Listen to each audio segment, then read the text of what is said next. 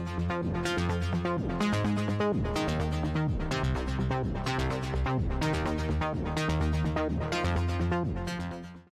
اللہ الرحمن الرحیم، لا الہ الا اللہ محمد رسول اللہ۔ السلام علیکم،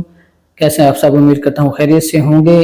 تحریک ابابیل اسلام، جس کا مقصد اسلامی نظام کا نفاذ اور اس کے لیے بھرپور کوشش، اور انشاءاللہ جہاں پہ بھی ہم دیکھیں گے کہ اسلام کے خلاف، ہمارے پیارے آقا صلی اللہ علیہ وآلہ وسلم کی تعلیمات کے خلاف کوئی بھی چیز چل رہی ہے، چاہے وہ کسی بھی شعبے میں، کسی بھی مکتبہ فکر میں چل رہی ہے، ہم انشاءاللہ اس کے خلاف آواز اٹھائیں گے، کیونکہ اس تحریک کا مقصد اسلامی نظام کا نفاذ ہے، مکمل اسلامی تعلیمات اور عام عوام میں آگاہی کہ اسلام کیا ہے، اور ہم جن کے پیروکار بنے ہوئے ہیں، جن کی پیروی کر رہے ہیں اور جن کو علماء جانتے ہیں، جن کو ہم سمجھتے ہیں کہ وہ حق پر ہیں، یا جو اسلام کا دین کا درس دیتے ہیں، ان کی اپنی زندگی کیسی ہے۔ یقینی بات ہے، جب ہم دنیاوی معاملات میں اتنی احتیاط کرتے ہیں اور دیکھتے ہیں، فرض کریں کوئی بندہ کاروباری ہے، جب ہم اس کے ساتھ کوئی پارٹنرشپ پہ بزنس کرنا چاہتے ہیں، کچھ بھی کرنا چاہتے ہیں، تو اچھی طرح تحقیقات کرتے ہیں، جانچ پڑتال کرتے ہیں کہ کیسا بندہ ہے، ہمارے کاروبار میں کوئی نقصان تو نہیں دے گا، ہمارا پیسہ لے کر تو نہیں بھاگ جائے گا، ہماری دولت تو نہیں ضائع کر دے گا، یا جو ہم نے جمع کیا وہ ختم تو نہیں کر دے گا۔ تو ناظرین، جب ہم دنیاوی معاملات میں اتنی احتیاط کرتے ہیں، لیکن جب ہمارے معاملات دینی آتے ہیں، اسلامی لحاظ سے ہمارے کوئی بھی معاملات آتے ہیں، وہ کسی بھی لحاظ سے ہو سکتے ہیں، تو پھر ہم اندھی عقیدتوں میں کیوں پڑتے ہیں؟ میرا مقصد کسی ایک جماعت، کسی ایک فرد یا کسی مکتبہ فکر کو ٹارگٹ کرنا نہیں ہے۔ میرا مقصد ہے اسلام کی صحیح تعلیمات آپ تک شیئر کرنا، کوشش کرنا کہ بہتر سے بہتر انداز میں آپ تک میں شیئر کروں، آگے سوچنا اور اس پر عمل کرنا آپ کا کام ہے، چاہے وہ کسی بھی مکتبہ فکر سے ہے، کسی بھی جماعت سے کوئی بندہ ہے، کوئی شخص ہے، اگر وہ کام غلط کر رہا ہے تو میں اس کے خلاف انشاءاللہ آواز اٹھاتا رہوں گا۔ ناظرین، آج میں آپ کے سامنے ایک ویڈیو شیئر کر رہا ہوں، پہلے آپ اس ویڈیو کو دیکھیں، پھر آپ کو میں تھوڑا سا آگے گائیڈ بھی کرتا ہوں، تھوڑا سا میں سمجھاتا بھی ہوں کہ ہمارا جو رویہ ہے اسلام کے مطابق کیسا ہونا چاہیے۔ پہلے یہ شارٹ کلپ آپ ملاحظہ فرمائیں۔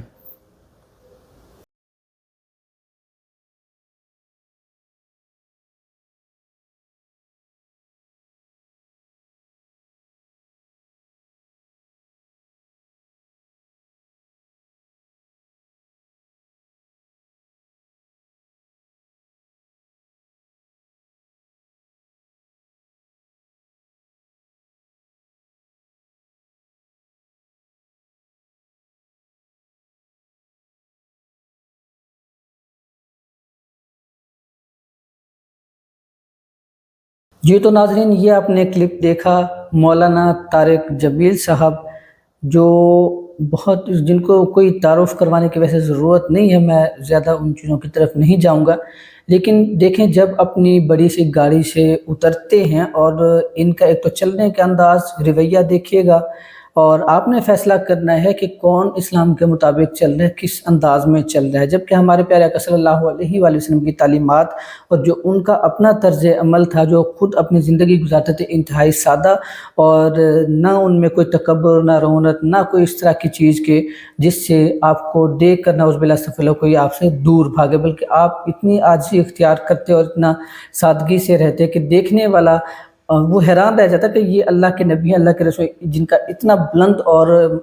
اتنا اعلیٰ مقام ہے،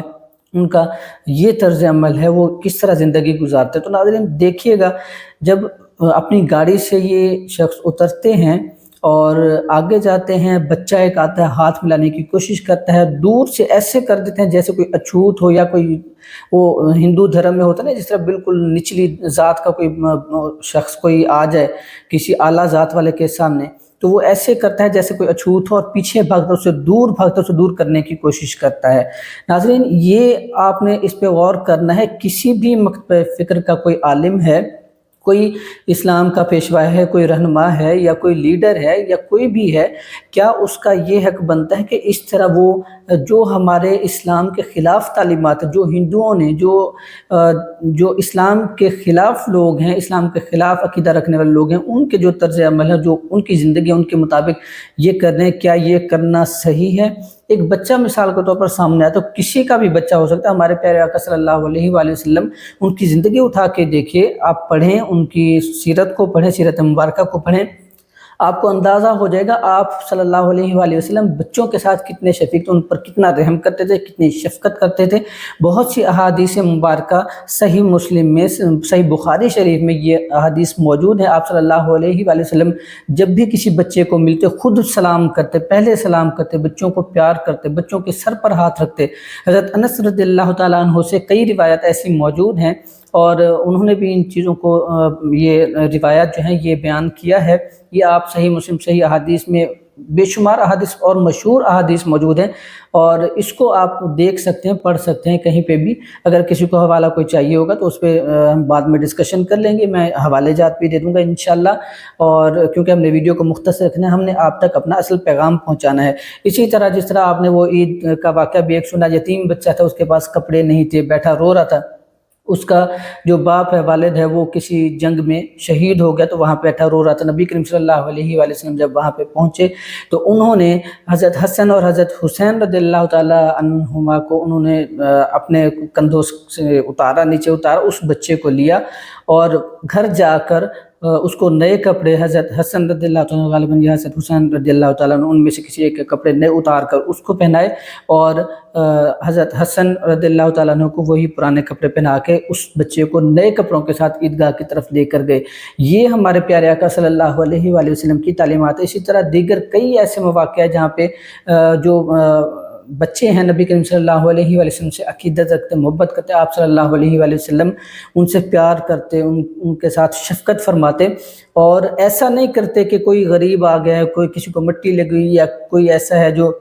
صفائی کر رہا ہے یا مسجد کی صفائی کر رہا ہے، یا کہیں پہ بھی کوئی ایسا بچہ نظر آتا کہ جو تھوڑا سا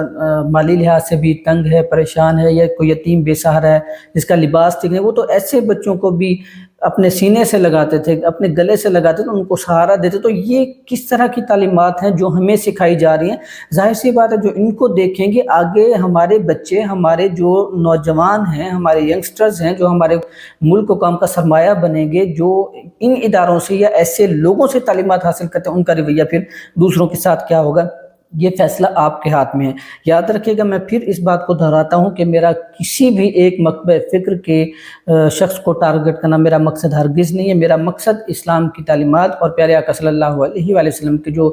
عملی زندگی ہے وہ آپ کے سامنے رکھنا ہے، کہ ہم کس طرف جا رہے ہیں، ہم کن کو اپنا رہنما بنا رہے ہیں، ہم کن کو اپنا پیشوا بنا رہے ہیں، ہم کن کے پیچھے لگ پڑے ہیں۔ اور یہ لوگ کہ ان کی جو رویہ ہے، ان کی زندگی ہے، اسلام سے